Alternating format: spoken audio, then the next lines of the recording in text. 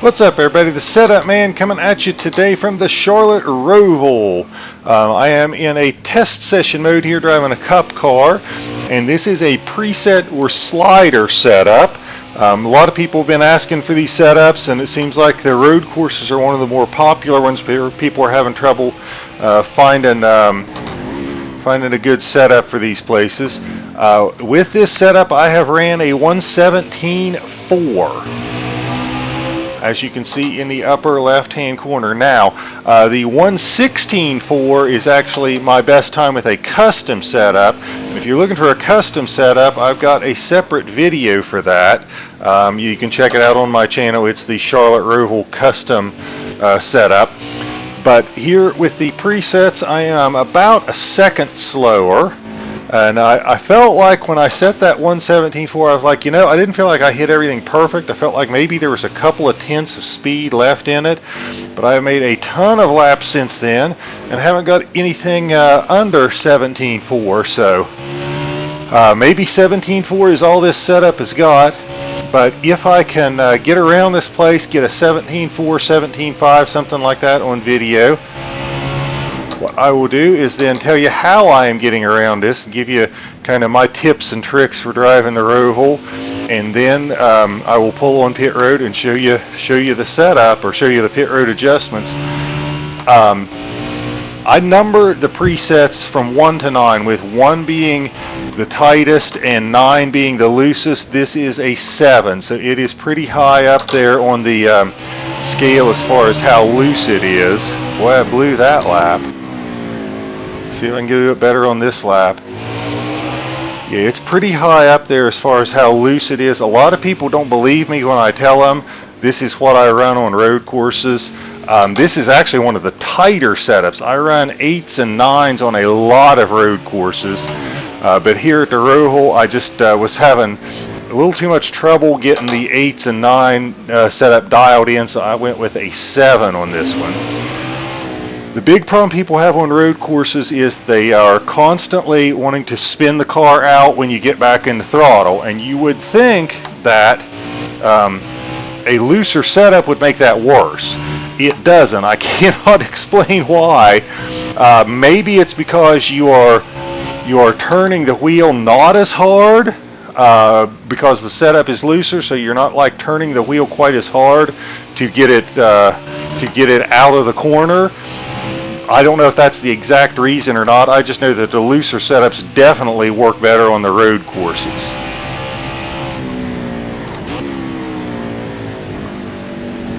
Let's see what this lap looks like. It felt pretty good. With a better lap. Okay, there's a 17.2. That's what we're looking for. With that, let me talk about how I get around this course. And then we will pull on the pit road and I will show you what I did as far as pit road adjustments, and I will also take you to the garage to show you that I really am running a 7 as a slider. Okay, so coming into turn 1, I tend to be conservative here, more conservative than I am when I'm running a custom setup, but I want to start out high, and about the 4 mark is where I start arcing it down, and at this point I'm in 3rd gear, and I want to start arcing it down and getting on the brakes and downshifting, and I want to catch the rumble strips here on the left, and I downshift a second, I catch these rumble strips on the left, and then kind of let it float out here, and then I am pretty hard on the gas through here, and then I upshift to 3rd gear. Well, I don't upshift yet. I'm pretty much right at this corner when I upshift, and I kind of upshift to 3rd, and then I immediately get off the throttle, which may not make sense, but it seems like if you try to take this turn in 2nd gear and you're under heavy throttle, what happens is the car wants to spin out because you've got so much torque in 2nd gear. So I upshift to 3rd, and that seems like that helps me get through this corner, and I kind of roll through it. Then I am hard on the gas, and let me see if I can incorporate a few road course general tips and tricks. General tips and tricks for road courses is get the car slowed down before you have to turn it. The car does not want to turn when you are hard on the brakes, so get the car slowed down before you're turning. The other thing is get the car turned and straightened up before you're really accelerating. That if you're trying to accelerate and you got the wheel cranked all the way left or right, you're gonna have a big problem with the car wanting to spin out because you're turning so hard and accelerating at the same time. But let's get back to how we get around here. Here I am braking before I get to the shadow here. So I am braking and then I'm going to let off the brake and kind of roll through here, and I am still in third gear, and then somewhere in here I downshift to second. I like to kind of get up high, but I don't really get into this red and white stuff.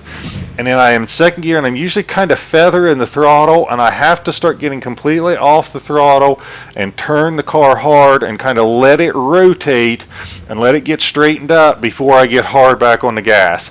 I don't like these rumble strips. The inside ones aren't too bad. The outside ones are awful. But if I hit it right, by here I've got the car turned, I am hard on the gas running up through the gears, and I'm not going to catch these rumble strips. If you are still trying to turn the wheel, to the right, and you're catching these rumble strips here, you'll spin out. So if that's where you're at, you gotta basically let off the gas. You gotta coast over it if you're trying to get the car turned across these rumble strips. If you're straight, they're not too bad, but I try to just stay off the rumble strips in general in that section because it's so easy to spin out. When you're coming up through here, now you're up shifting to third, you're clear over by these Bojangle signs, and about the time, or maybe about this last Bojangle sign, or when you're hitting that red, is when you're off the gas and you may touch the brakes just a hair, but you want to get down to these rumble strips or close to it. You want to get as close to this inside wall as you can, and you kind of let the car roll through here. Now here's where I run this very differently than a lot of people. A lot of people like to run this really high up here. I don't like to do that. I like to stay down here. And then as I'm coming up to this corner, I am braking and tapping the brakes a little, and I am downshifting to second. Okay, I want to run this as close to this suggested line as I can and get close to this inside wall.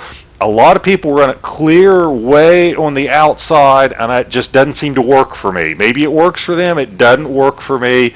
I feel like by running this here on the inside, and I downshifted to second coming in here, I am way over here, and it sets me up for this sweeping left-hander that's coming up because I've got a great angle into it.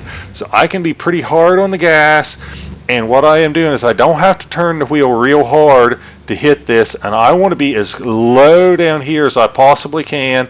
A lot of times I'm wiping out these blue cones here because I am so low. I am kind of hard on the gas. At some point here I am wide open, and then I get the car up here, and about here I am off the gas in second gear, and I am trying to get this thing to turn to get back up onto the oval portion of the track. If you hit this absolutely perfect, it seems like when you hit this sweeping left-hander, you'll turn the wheel at the beginning and you can just hold it steady all the way around. I rarely hit it perfect, but you can do it. When I am coming here and getting ready to go back on the oval, I want to cut as close to this inside wall as I can. And I am very easy on the gas and slowly starting to accelerate. I am usually not hard on the gas until I am up on the banking. It seems like if you get hard on the gas before you get on the banking, you're going to spin out. But the banking kind of catches you, and when you get on the banking, you're really be hard on the gas, second gear. Then you're going to run up through the gears. When I am doing this, I like to run down here on the apron. I feel like you're not scrubbing off any speed, but you are shortening the distance because you're kind of running a shorter circle or a smaller circle. So I run this and try to run it on the apron just because I think it's a shorter way around. And then as I start to get out here and get over here onto the backstretch about here, where we hit this, you can see these marks here, that's where I'm starting to get back up onto the banking. Okay, so then you're just, and it's not hard to do. You won't have any trouble spinning out or anything here. Just ease it up onto the banking.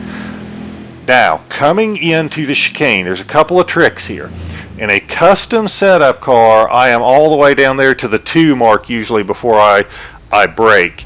here with a preset, I'm somewhere between 3 and 2. Somewhere between 3 and 2, I am braking. And I run this different than a lot of people do. And I don't know if it's better or worse, but it's definitely different. Couple of tricks. You're hard on the brakes. You're going fourth, third, second. You're downshifting to second to try to get slowed up to go in here. If you feel like you are overshooting it a little trick you can do is you can turn into the wall. You're not going to wreck, you're not going to get damaged, but you're just going to rub the wall, and that's going to slow you down a little more. So that will kind of help you feel like you've overshot it. A lot of people stay way out here and then try to get the car to turn all the way down like this. I don't like to be up that high, and I'll show you. To me, this is an S turn, okay? And with any S turn, what you're trying to do is you try to straighten out the S's. So to me, this is just an S turn. So I am coming in, and I am more angled like this, and I want to catch these inside rumble strips here.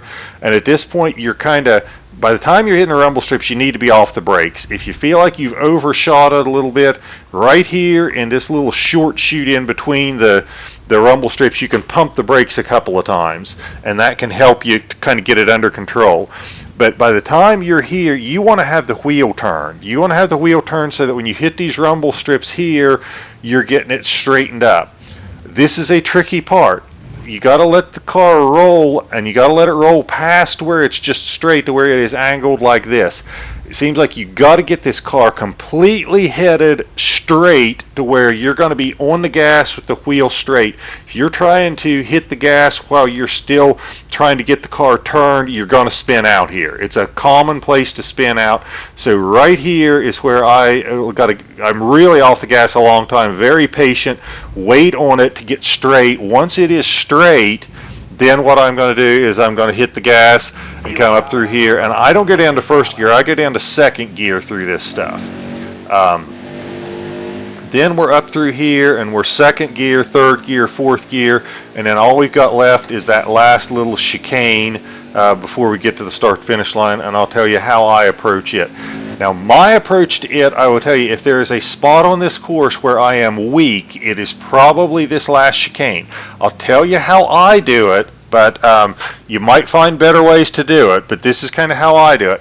I am looking at that red paint there. That red paint, when I see that red paint, that's where I am hitting the brakes. I'm not on them real hard, and I am downshifting to third gear. I look at this like it is an S turn again, and I want to straighten it out. That's how I want to get through it, okay? So I'm going to go and I'm going to dip 2 tires into the grass if I hit it perfect, okay? I want 2 tires in the grass. You won't get a course penalty, but it helps you get an angle to straighten out these S's or the chicane. Now, as I'm trying to get it slowed down, I only go to third gear. A lot of people go to second. I like to roll through it in third. I feel like it works better for me. The other thing is you can't really, as I said, turn the car when you're heavy on the brakes. I am pumping the brakes here. So I am pumping the brakes because every time I pump the brakes when I'm off the brakes, I can get the car to rotate a little bit. So I'm pumping the brakes to get it slowed down, and then I am trying to catch this right here, and I am angled right here to where I can pretty much go straight across the other set of rumble strips. A lot of people don't like this. A lot of people will swing it very differently. If I can show you here, I will. What they want to do is, I think they kind of hit the first part like me, but they want to go way down here. They want to go way down here and then turn it up. So they're coming down here and then they're coming up through here like at this angle, where I am more at a different spot on the track and I am this angle. Try it, whatever works for you. My theory is I'm trying to straighten it out. That feels like that's going to make the course shorter for me. So then I want to try to catch these rumble strips just barely, and I am in third gear, and I'm just kind of maybe touching the throttle a little bit through here. I like third gear because I don't spin out. If I'm in second gear, I'm much harder on the throttle, and it's easier to get the car loose and spin. I like third gear because it's easier to control. Once I get it straightened up, if I feel like I've lost momentum or my RPMs are too low, I'll grab second gear real quick to help me get some momentum going to cross the start-finish line. But a lot of times I just stay in third gear. Well, shoot, it looks like they took me. I wasted too much time and my test session ended there when I crossed the start-finish line. Let's do something here real quick. Here is, I am at a 7. Okay, that is a 7. That is a 7 on the tight to loose scale. Okay, you can see it. There is 8. There's 9. So you can see that I was running a 7. And what I'll do is I will just pull this thing onto pit road and make the adjustments that I had made so that you can see it.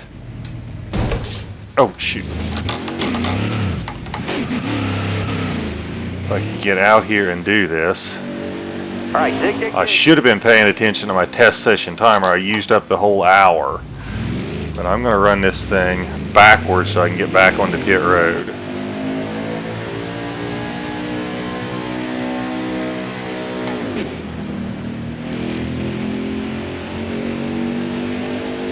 Don't do this in an online lobby. Don't do this and get wrecked, or wreck people, or get disconnected or something. But there were not a whole lot of adjustments. Okay, so I came in here, I went up 1 on tape, okay? Anything higher than that's going to get you overheating, it seems like. I went down to 19 on the front tires, and that's all I did. That really, that going down to 19, it seemed like that helped the car turn a little bit better. I didn't adjust the rear tires at all. I didn't adjust the wedge. The tape, I went up a little bit just because I felt like it would help me a little bit on the straightaways. But that's it. That's all the adjustments I got. So I apologize, just kind of not the most well organized with me running out of time there on the test session. But that's what I got. That's how I run the Charlotte Roval. Hope this works for you. I hope you guys like it. Hope you guys run lots of fast laps with it. Try it out. Let me know what you think. And best wishes to you guys. Hope you run lots of fast laps with it. Thank you guys so much for the support and all that you've done for me. And with that, I will end it like I always do. Tell you guys have a great day.